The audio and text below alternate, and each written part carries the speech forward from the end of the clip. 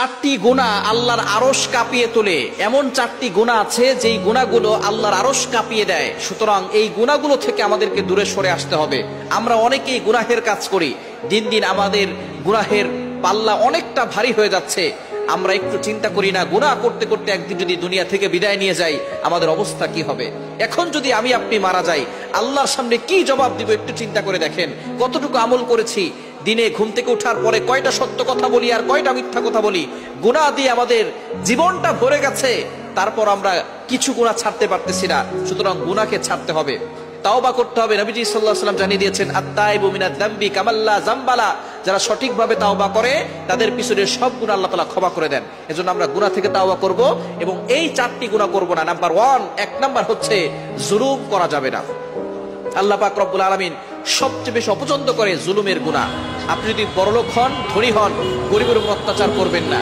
যদি আপনি টাকা পয়সার মালিক হন, গরিব যারা আছে তাদের উপরে জুলুম করবেন না, অত্যাচার করবেন না।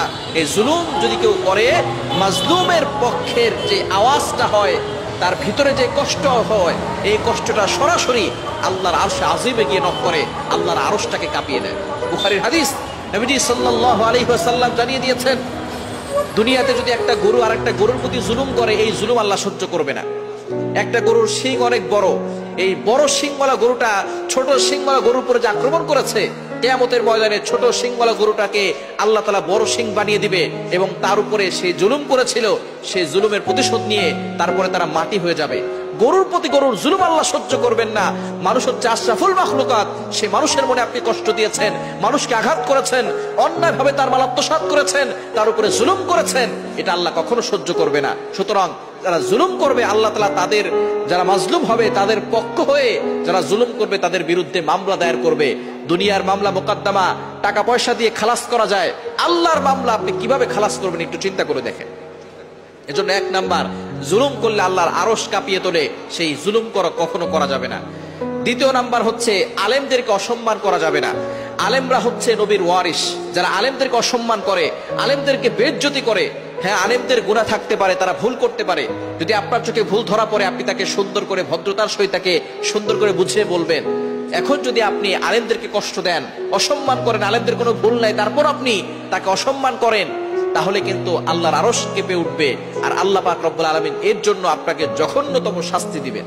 এজন্য অবশ্যই আপনি যদি কাউকে অসম্মান করেন, অপদস্থ করেন, লাঞ্ছিত করেন, তাহলে কিন্তু মনে রাখবেন, আপনি যদি সাগরের তলদেশে চলে যান, অথবা উটের পেটের ভিতরে ঢুকে যান, অথবা পাহাড়ের চূড়ায় চলে যান, যেখানেই যান না কেন সেখানে আপনাকে অপদস্থ করে আল্লাহ ছাড়বেন। আল্লাহ জানিয়ে দিয়েছেন, যারা অপমান করে, মানুষের উপরে জুলুম করে, আল্লাহ তাদেরকে এই জুলুমের প্রতিশোধ অপমান অপদস্থ না করে কবরে নিবে না। এজন্য খবরদার, আলেমদেরকে কখনো অসম্মান করবেন না, তাদেরকে রেসপেক্ট করবেন, সম্মান করবেন।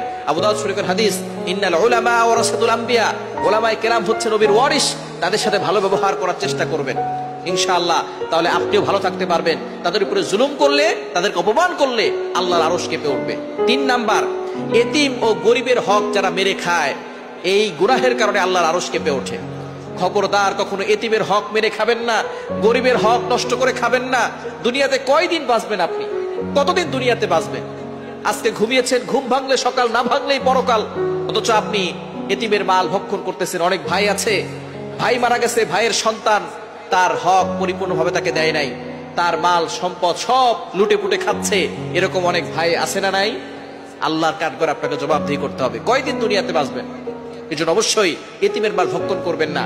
আল্লাহ পাক রব্বুল আলামিন সূরা নিসা 10 নম্বর আয়াতে বলে দিয়েছেন, ইন্নাল্লাযীনা ইয়াকুলুনা আমওয়ালাল ইয়াতামা, যারা এতিমের মাল ভক্ষণ করে তারা জাহান্নামের আগুন খায়, তারা এতিমের মাল খায় না। এতিমের মাল খাওয়ার কারণে জাহান্নামের আগুন তারা তাদের পেটে ঢুকিয়েছে।